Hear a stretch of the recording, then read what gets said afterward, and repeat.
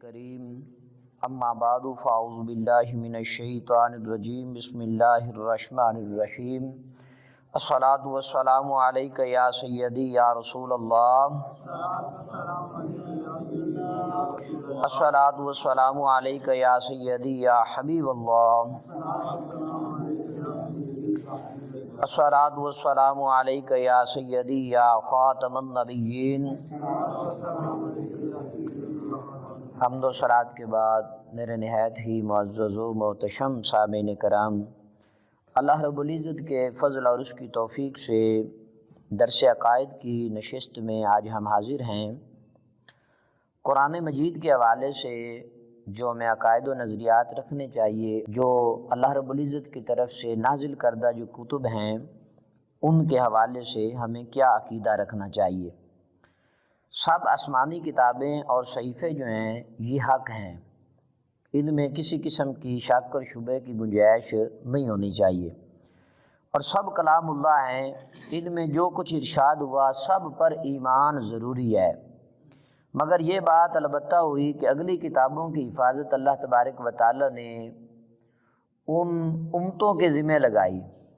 جس کی وجہ سے اس میں تحریف واقع ہوئی،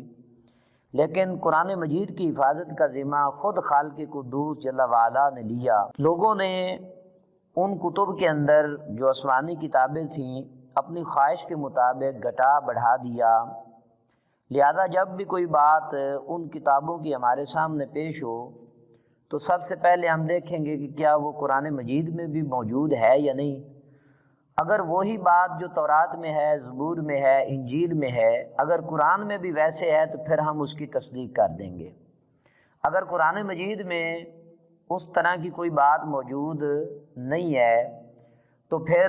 انہوں نے اس کے اندر تحریف کر دی ہے۔ اگر قرآن پاک کے اندر یا ہم اس کو نہیں سمجھ سکتے جو ان کتابوں کے اندر موجود ہے، فرق نہیں کر سکتے، ہمیں علم نہیں ہے،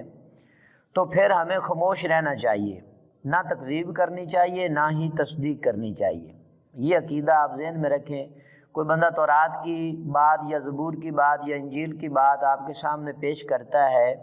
آپ قرآن کے حافظ ہیں، قاری ہیں، عالم ہیں، آپ جانتے ہیں کہ قرآن میں اس کی تصدیق موجود نہیں ہے، تو پھر آپ کہہ سکتے ہیں۔ اگر علم نہیں تو آپ پھر خاموشی اختیار کریں۔ ہو سکتا ہے کہ آپ اس کے منکر ہو جائیں اور وہ کلام اللہ ہو سکتا ہے کہ وہ لوگوں نے جو تحریف کی ہے وہ کلام ہو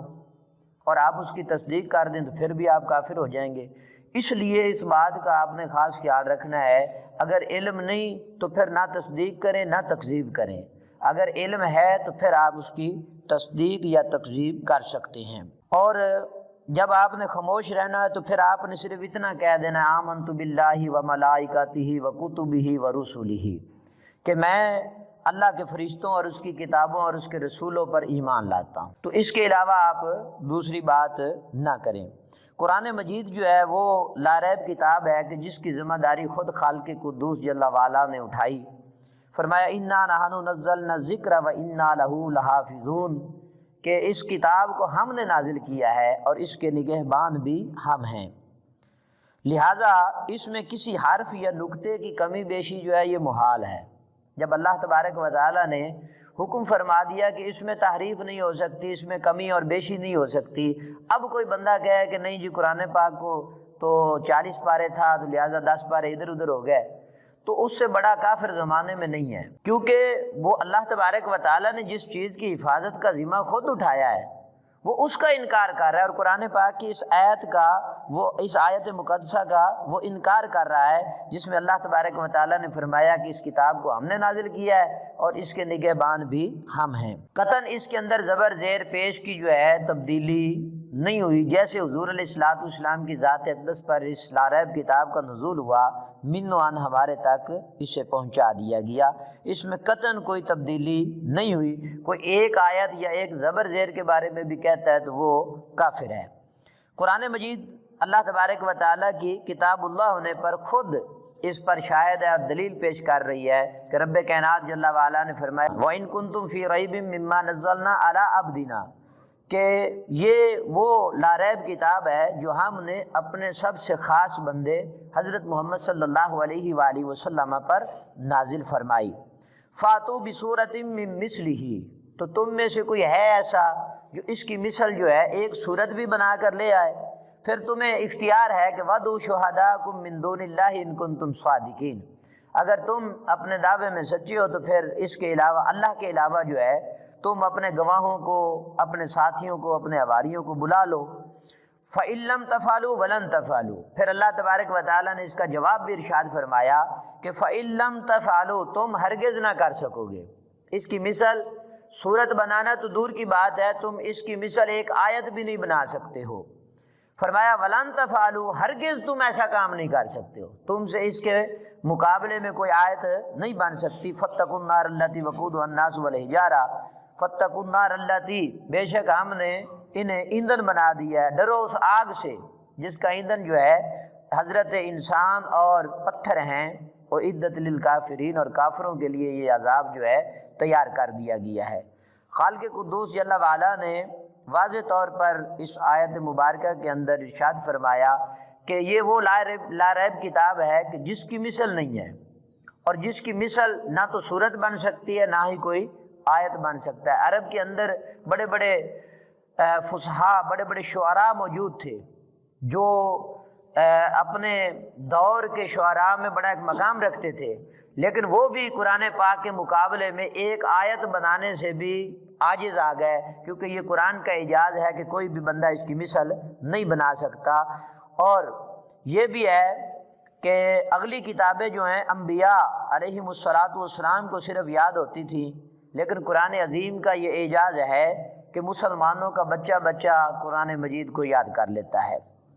قرآن عظیم کی 7 قراتیں ہیں، سب سے زیادہ جو مشہور ہیں اور متواتر ہیں، ان میں معاذ اللہ کہیں بھی اختلاف نہیں ہے۔ اگر کوئی بندہ 7 قراتوں میں سے کسی میں اختلاف کرتا ہے تو وہ کافر ہے، اور کسی بھی قرات کے اندر کوئی اختلاف نہیں ہے۔ ہاں یہ بات ذہن میں رکھیں کہ جہاں پر جو قرات رائج ہو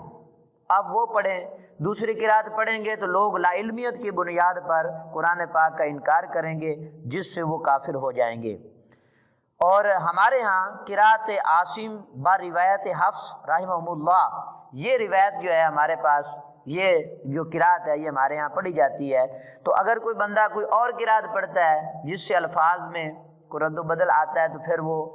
دوسرے لوگ سننے والے جو ہیں وہ اس کے انکاری ہو جائیں گے۔ اگر آپ موبائل کے ذریعے بھی کوئی ایسا قاری قرآن بجبار کا پڑھا ہوا ہو، اس کو آپ سننا چاہیں تو پہلے لوگوں کو بتا دیں کہ اس کی قرات جو ہے یہ دوسری قرات پڑھ رہا ہے، تو آپ نے قرآن پاک کی کسی آیت کا، کسی لفظ کا آپ نے انکار نہیں کرنا ہے۔ نسخ کا مطلب کیا ہے؟ بعض احکام جو ہیں وہ بعض احکامات کے ساتھ منسوخ کر دیے جاتے ہیں۔ قرآن مجید کی بعض آیتوں کو بعض آیتوں سے منسوخ کر دیا گیا ہے۔ منسوخ کا مطلب بعض لوگوں نے یہ سمجھا ہے کہ باطل ہو جانا، حالانکہ یہ صراحتاً غلط ہے۔ کلام اللہ جو ہے یہ باطل نہیں ہو سکتا۔ نسخ کا مطلب یہ ہے کہ ایک مخصوص مدت تک اس کا جو ہے حکم تھا جو اللہ رب العزت کی طرف سے تھا، اب اس حکم کو اٹھا لیا گیا، لیکن اس کی تلاوت جو ہے وہ منسوخ نہیں ہوئی۔ اس آیت مبارکہ کی ہم تلاوت کریں گے، اس کو پڑھیں گے، لیکن وہ ایک مخصوص وقت کے لیے اس کا نزول ہوا تھا، لیکن بعد میں اس کے احکامات کو منسوخ کر دیا گیا دوسری آیت مبارکہ کے ساتھ، لیکن اس کا بھی انکار نہیں کیا جا سکتا اور اس کو باطل جو ہے یہ نہیں کہا جا سکتا۔ قرآن کی بعض آیتیں محکم ہیں جو ہماری سمجھ میں آتی ہیں، اور بعض آیات جو ہیں وہ متشابہ ہیں جن کو اللہ تبارک و تعالی جانتا ہے یا اس کے پیارے حبیب صلی اللہ علیہ وآلہ وسلم جانتے ہیں۔